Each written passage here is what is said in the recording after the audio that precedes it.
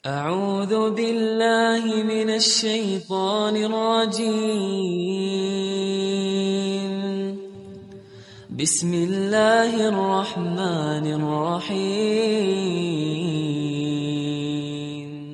Masih di awal-awal pertemuan tentang harusnya ada 5 sifat mutlak dalam Tuhan ini, dan ini subhanallah tidak dimiliki kecuali oleh Allah Azza wa Jalla. Nanti akan lebih jauh kita jelaskan.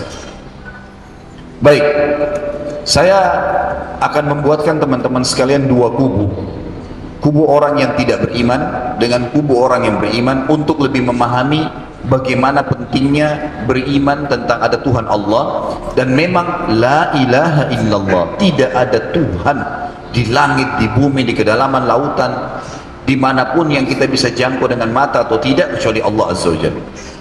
Kubu yang pertama, kubu orang tidak beriman dulu, dan saya akan pilih dari orang yang tidak beriman ini kalangan manusia yang sudah dianggap luar biasa, para raja-raja yang sudah menguasai sekian luas wilayah di bumi ini, punya sekian banyak pengikut, punya sekian banyak harta, punya sekian banyak keturunan.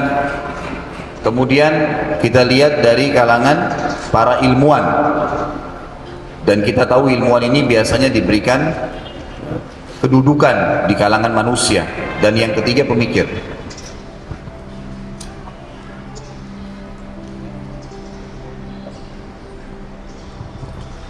Yang kedua, nanti kita akan buatin kubu orang yang beriman. Nanti kita akan bedakan antara orang yang beriman dengan orang yang tidak beriman. Baik, mulai orang yang tidak beriman, kita mulai dari kalangan para raja. Raja-raja ini ada 2 raja disebutkan dalam Al-Quran. Pertama Namrud di zaman Ibrahim alaihissalam, dan yang kedua adalah Fir'aun di zaman Musa alaihissalam. 2 raja ini masyhur dalam Al-Quran disebutkan karena sama-sama punya kelebihan, dan kelebihannya hampir sama memang. Dua-duanya punya kelebihan fisik. Dua-duanya orangnya tinggi, putih, gagah. Secara fisik kekar. Laki-laki semua tahu kalau orang memiliki kelebihan ini merasa bangga. Dia seorang raja, memiliki dan menguasai setengah dunia. Jadi 2 raja ini, Namrud dan Fir'aun, bukan hanya sekedar raja biasa, tapi keduanya menguasai dunia. Jadi setengah dunia. Kalau Namrud di Babilonia, di Irak dulu, wilayah kekuasaan, dan seluruh Asia di bawah kekuasaannya. Dan Fir'aun datang setelahnya sekitar 400 sampai 600 tahun, selisih ahli sejarah. Itu berkuasa di Mesir, di Afrika, dan seluruh Afrika serta Eropa di bawah kekuasaan. Jadi mereka memiliki kelebihan fisik, raja, menguasai setengah dunia, memiliki banyak keturunan, kaya raya, dan yang luar biasa, pasukan perangnya nggak pernah kalah. Jadi seluruh kelebihan dunia berkumpul pada 2 orang ini. Ternyata ini membuat mereka membangkang tentang ada Tuhan namanya Allah.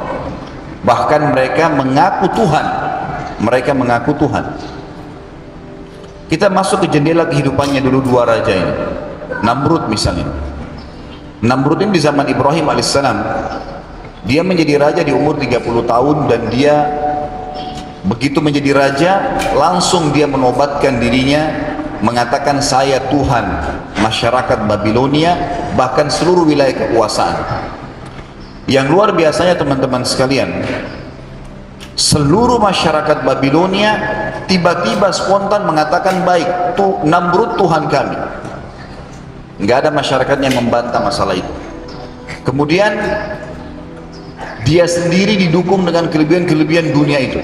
Bahkan Namrud kalau pagi hari setelah mandi menggunakan baju kekerajaannya, duduk di atas singgasananya, itu seluruh pengikutnya termasuk istri dan anaknya sujud di kakinya dan mengatakan, Tuhan kami yang agung Namrud. Jadi dunia sudah berkumpul padanya, kelebihan fisik, kekayaan, kerajaan, pasukan yang tidak pernah kalah. Terus ngaku Tuhan, semua orang ngakuin. Jadi luar biasa kedudukannya pada saat itu. Ini bukan raja biasa mereka ini. Pada hari pertama Namrud mengaku sebagai Tuhan dan diakui oleh masyarakat Babilonia, di umur 30 tahunnya, dia sempat mimpi di malam hari kalau kerajaannya hancur. Di dalam beberapa riwayat sahih disebutkan, maka Namrud ini membangunkan penasehat-penasehatnya. Setelah mereka bangun semua, salah satu penasehat Namrud, atau kalau kita bisa katakan orang nomor satu yang paling dipercaya oleh Namrud, ada satu orang namanya Azar. Azar ini ayahnya Nabi Ibrahim alaihissalam. Ayahnya Nabi Ibrahim alaihissalam. Ini orang kepercayaannya Namrud, karena Namrud itu mengaku sebagai Tuhan. Dia nggak bisa menjangkau seluruh wilayah dia untuk datang dan disujudin. Maka dia mencari ahli pahat untuk membuat patung, dan dia temukan Azar adalah orang yang paling luar biasa, paling mahir. Maka Azar ini diberikan kedudukan khusus, dan dia tugasnya hanya membuat patung yang diperintahkan oleh Namrud. Maka dibuatlah patung-patung Namrud yang banyak, lalu dikirim ke wilayah-wilayah kekuasaan untuk disembah. Maka Azar juga pada malam itu ada, ayahnya Nabi Ibrahim AS di istana Namrud, kalau dipanggil semua. Lalu Namrud tanya, kira-kira apa takwil mimpi saya nih? Mereka semua bingung, kami nggak tahu takwilnya apa nih. Tapi ada salah satu penasehatnya bilang, kemungkinan besar malam ini di Babilonia ada anak laki-laki lahir yang akan menghancurkan kerajaan Anda nanti. Yang terjadi teman-teman sekalian, pada saat itu Namrud mengeluarkan instruksi yang aneh sekali.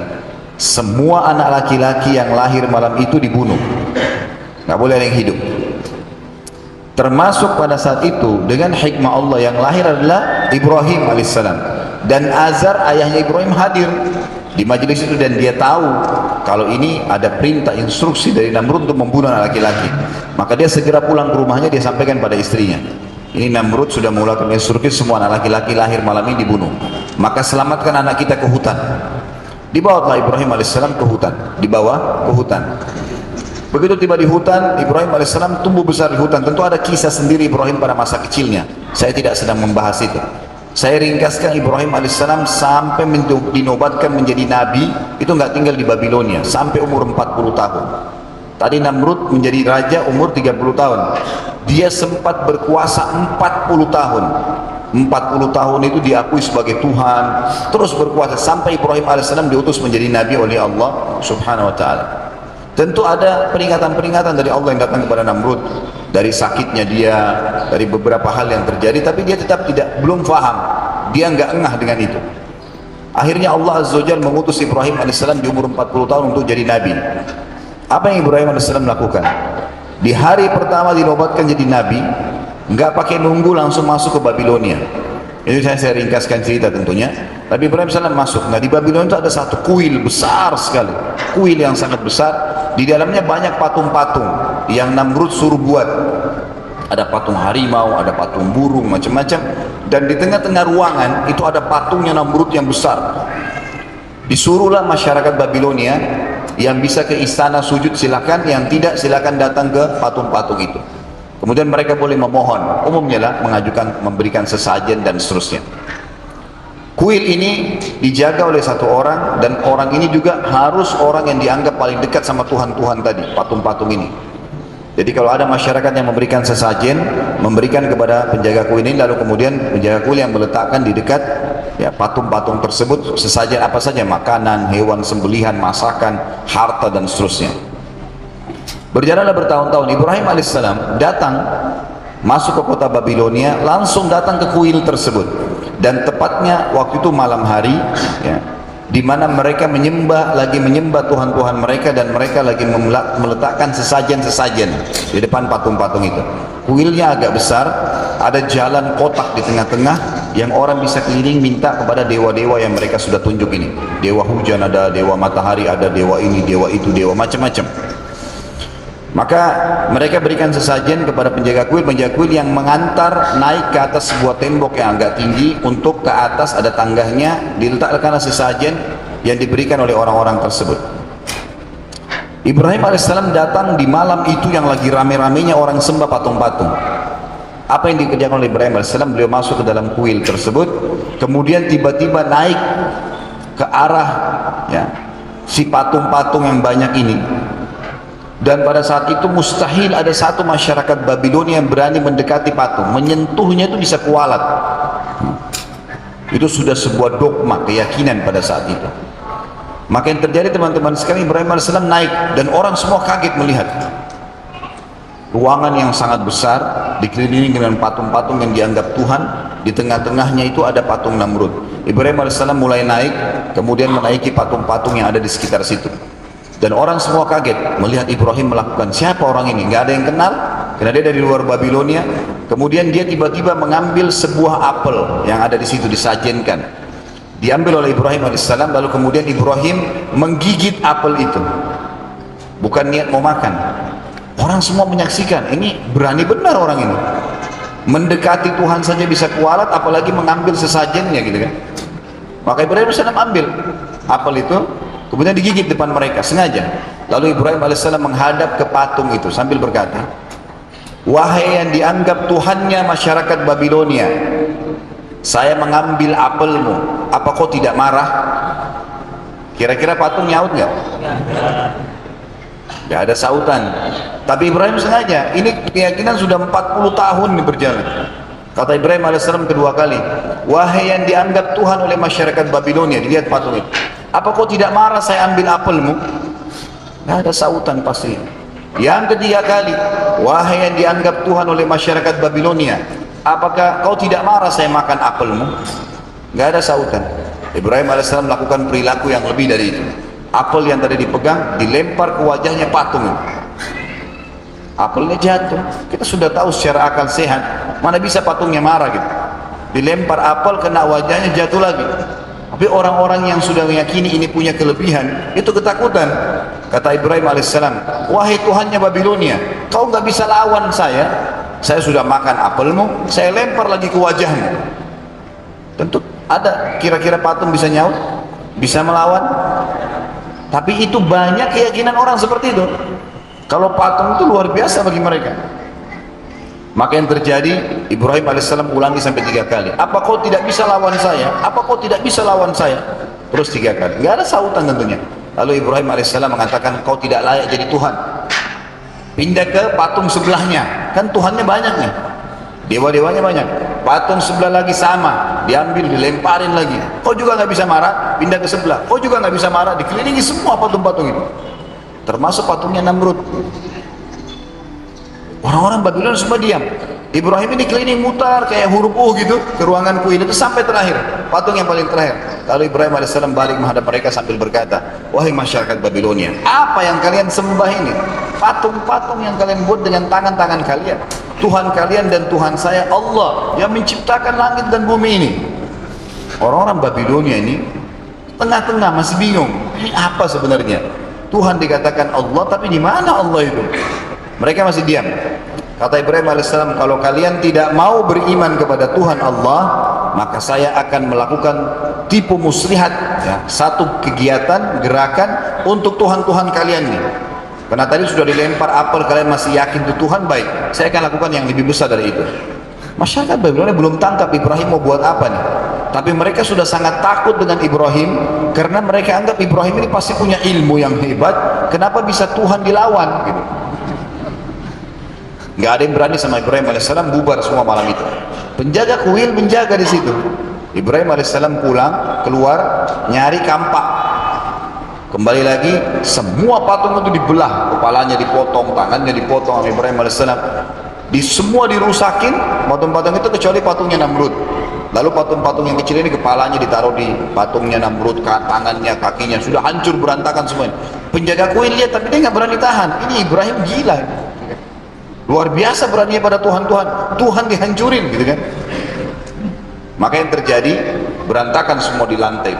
Kotoran, debu-debu, batu dan segalanya. Kecuali patungnya Namrud. Dan di patung Namrud ini penuh dengan kepala patung-patung kecil itu semua.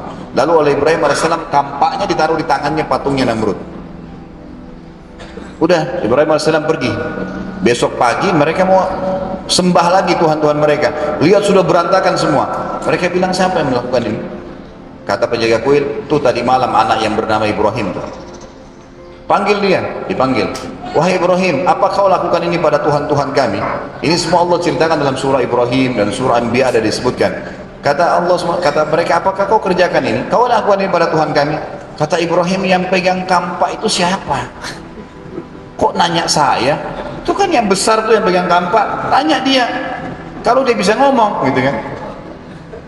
Maka dengan cara ini masyarakat Babylon jadi bingung, itu benar nih, Tuhan kita dihina seperti ini dan tidak bisa melawan.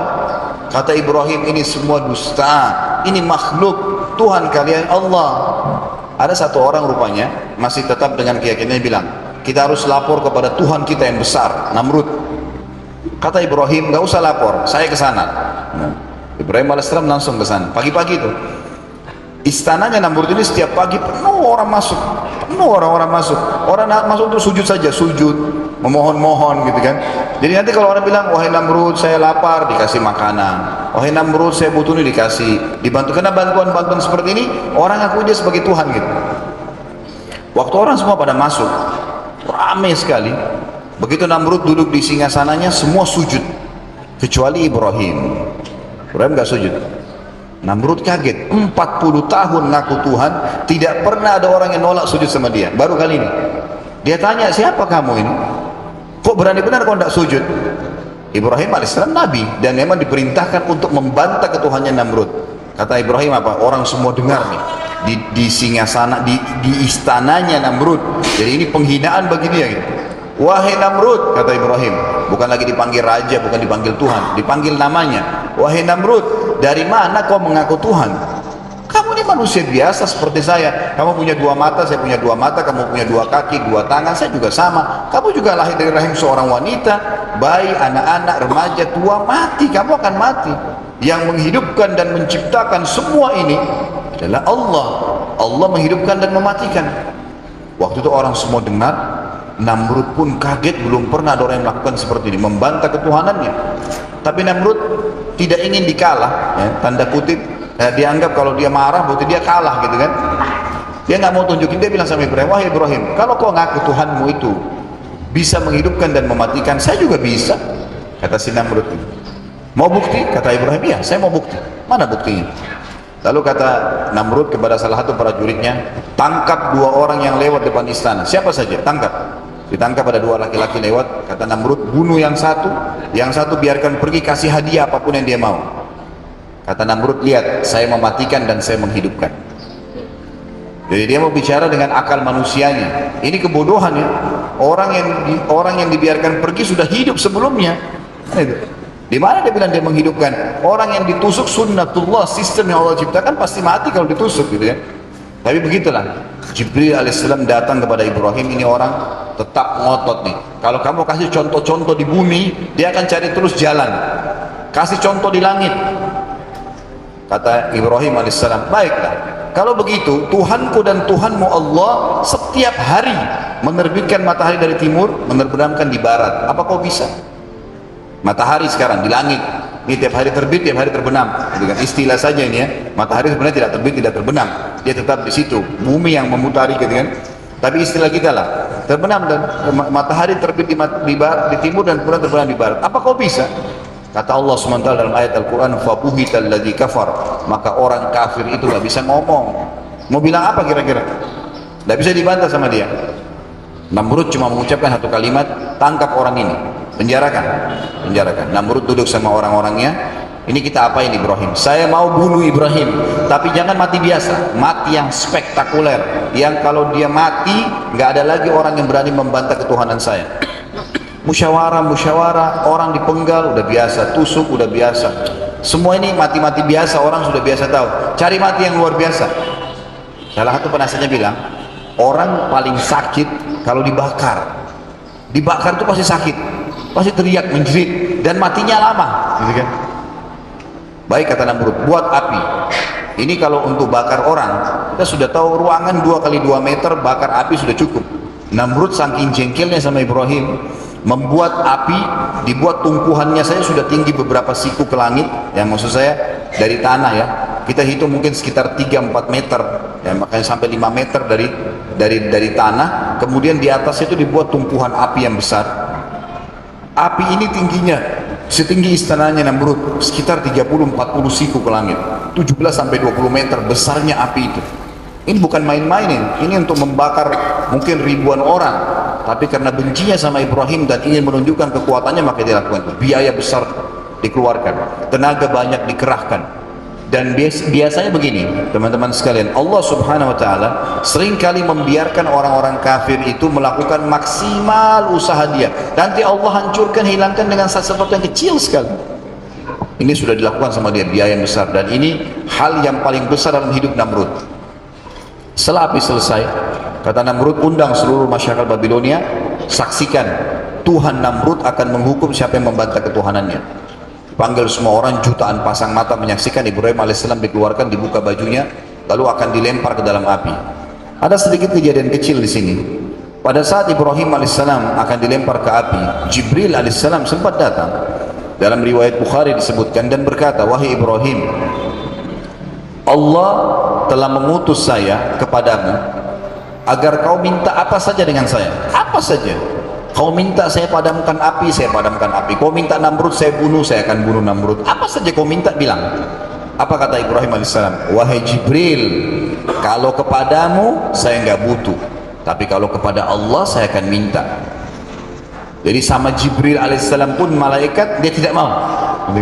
Sampai Allah turunkan ayat, dikatakan inna Ibrahim kana ummah. Ibrahim itu satu orang tapi dihitung seperti satu umat. Luar biasa keyakinannya gitu. Satu bagi Babilonia, dibantah, dilawan sama dia. Berapa banyak ikhwah kita baru saja masalah kerja di tempat haram, atasannya sudah ketakutan. Ibrahim melawan Namrud dengan pasukannya, dengan seluruh negeri Babilonia, dibantah ketuhanannya, dan luar biasa sampai mau dibakar. Tetap aja dia berani, nggak peduli. Lalu kemudian Ibrahim alaihissalam waktu dilempar ke dalam api berdoa, ya Allah, zat yang telah aku imani secara gaib, nggak kelihatan, aku yakin ya Allah, engkau lah penciptaku dan pencipta segala sesuatunya termasuk api ini, dan engkau lah yang telah menjadikan api ini panas asalnya, maka jadikan api ini dingin dan keselamatan untukku. Perintah dari langit, Allah Azza wa Jalla mengatakan, ya naru kuni bardan wa salaman ala Ibrahim, wahai api jadikan dirimu dingin dan keselamatan bagi Ibrahim. Maka Ibrahim alaihissalam pada saat masuk ke dalam api, dia nggak lihat api. Dia melihat ini taman, ada makanan, ada macam-macam. Ibrahim nggak tahu ini kalau api. Udah masuk, selesai. Yang anehnya pada saat itu, waktu Ibrahim alaihissalam dilempar ke dalam api, tentu manusia sekuat apapun kalau kena api menjerit nggak? Sekuat apapun fisik dia, pasti menjerit, kesakitan. Waktu Ibrahim alaihissalam masuk, nggak teriak, nggak menjerit, nggak ada suara apa-apa. Dan pada saat itu ada instruksi dari Jibril alaihissalam, wahai Ibrahim, Tuhanmu menyuruhmu menggerak-gerakkan tubuhmu. Itu saja, instruksi hanya itu. Jadi waktu kamu dilempar nanti, kamu gerak-gerakkan tubuh kamu, hanya itu, nggak ada yang lain. Dan kebanyakan kita perlu tahu, Nabi-Nabi alaihi wassalatu wassalam itu kalau Allah sedang perintahkan sesuatu, mereka sendiri tidak tahu apa yang akan terjadi setelahnya, tapi mereka patuh jalankan. Nanti akan kita jelaskan juga di kisah Musa alaihissalam. Jadi waktu itu perintah Allah Azza wa Jalla hanya gerakin tubuhnya. Ibrahim alaihissalam gerakin tubuhnya, masuk ke dalam api. Ibrahim sudah nggak lihat api lagi, udah sebuah kebun yang dia duduk di situ. Ternyata gerak-gerakan tubuh ini, ya, ada target di situ. Waktu Ibrahim alaihissalam masuk ke dalam api dan tidak ada jeritan, tidak ada teriakan, maka orang-orang bingung. Sekuat apapun manusia nggak mungkin nggak teriak. Namrud ingin menenangkan masyarakatnya sambil berkata, oh Ibrahim sudah musnah, pertama kena api saya. Tapi buktinya Ibrahim sempat gerak-gerakkan tubuhnya. Jadi gerakan ini sederhana, tapi luar biasa maknanya gitu. Orang semua diam. Kata Namrud, biarkan saja 3 hari. Jadi bukan sejam 2 jam dibakar, 3 hari. Karena dendamnya gitu. Lalu kemudian dia bilang, setelah 3 hari kumpulkan lagi masyarakat Babilonia. Saya ingin melihat debunya Ibrahim. Subhanallah, di sekitar api oleh Namrud ditaruh prajurit-prajurit pilihannya. Kalau Ibrahim mau lari, dorong lagi ke dalam. Jadi luar biasa dia menjaga ini, gitu kan? Padahal sebenarnya ini sudah berjalan sampai 3 hari, gak mungkin lagi manusia bisa keluar dari api. Secara akal begitu. Sampai sekarang pun sama, sampai hari kiamat pun sama. Apalagi zaman dulu belum ada teknologi, gitu kan? Jadi cerita dipadamkan api itu. Mereka kaget semua karena melihat Ibrahim alaihissalam duduk di tengah-tengah tumpuhan api mereka. Di tengah-tengahnya duduk Ibrahim alaihissalam, gitu kan? Lalu Ibrahim alaihissalam duduk waktu itu lagi menikmatin seperti kondisi di kebun tadi saya bilang, di taman. Maka Namrud dan seluruh jutaan pasang mata bagaimana bingung, kok Ibrahim masih hidup ya? Manusia dibakar masih hidup. Waktu itu datang instruksi lagi dari Jibril alaihissalam kepada Ibrahim cuma satu. Instruksinya adalah, kata Allah Subhanahu wa taala, wahai Ibrahim, Tuhanmu berkata, kamu berdiri pulang ke rumahmu, nggak usah ngomong sama siapapun. Itu saja. Ibrahim alaihissalam nggak ngerti, belum tahu waktu itu kenapa disuruh begitu gitu. Pokoknya instruksi Tuhanmu berdiri pulang. Ya sama kalau kita orang Islam, sholat 5 waktu, ini 4 rakaat, ini 2 rakaat, ini 3, kerjain. Orang beriman memang begitu. Masalah ada hikmah nggak ada hikmah itu urusan nanti, tapi kita sebagai orang beriman jalanin dulu. Itu contoh para nabi-nabi itu, dijalanin dulu. Dia berdiri, ternyata ada hikmahnya. Waktu Ibrahim alaihissalam duduk di tumpuhan api, Namrud sempat bilang, Ibrahim terbakar kaku gitu kan, di tempat tumpuhan api saya, untuk menenangkan orang gitu. Jadi orang-orang pun kena jarak jauh berpikir, benar mungkin Ibrahim itu terbakar kaku kali, karena dari jauh nggak kelihatan. Jadi samar-samar. Mereka kaget waktu Ibrahim terima instruksi dari wahyu tadi, berdiri pulang, itu aja, berdiri jalan pulang. Waktu Ibrahim berdiri pulang, orang-orang Babilonia bilang, berarti Namrud salah. Nah, buktinya Ibrahim hidup, dan tersebar berita di sana pada saat itu. Satu Babilonia, ternyata selama ini Tuhan yang kita sembah Namrud itu dikalahkan oleh Ibrahim, berarti Tuhannya Ibrahim lebih kuat. Kita tinggalin di Namrud nih, tersebar berita. Namrud bingung waktu itu, mau jawab apa nih? Dia pulang ke istananya, semalam suntuk gak bisa tidur. Dalam riwayat Bukhari dijelaskan bahwasanya Namrud didatangi oleh besoknya, dikirim oleh Allah Subhanahu wa taala seekor lalat. Lalat ini masuk ke lubang hidungnya, terus sampai ke otaknya. Dengan hikmah Allah masuk lalat itu.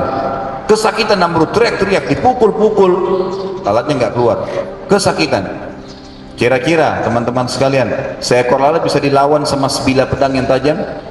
Hah? Bisa dilawan dengan 1 juta prajurit? Lalat kecil masuk, dia siksa, niat menyiksa Ibrahim 3 hari di api, Allah siksa 3 hari lalat di hidungnya. Dipukul-pukul, teriak-teriak, gak bisa. 3 hari gak makan, gak minum, gak tidur, gak bisa apa-apa. Hari ketiga tergeletak, meninggal dunia. Namrud mati.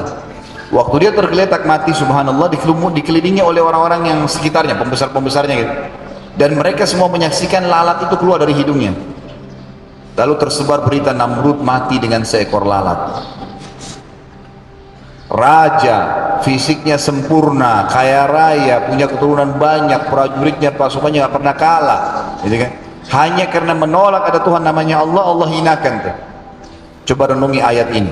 Kata Allah Subhanahu wa taala, a'udzubillahi minasyaitonir rajim, ya ayyuhan nas, hai sekalian manusia, duriba mathalun fastami'u lah, diberikan perumpamaan untuk kalian, renungi baik-baik, fikirkan baik-baik. Innal ladzina tad'una min dunillah, semua yang kalian seru selain Allah, pohon kah, setan kah, gunung kah, apa saja selain Allah, la yakhluqu dzubaban walau ijtama'u lah, mereka tidak akan pernah mampu menciptakan seekor lalat walaupun mereka semua berkumpul.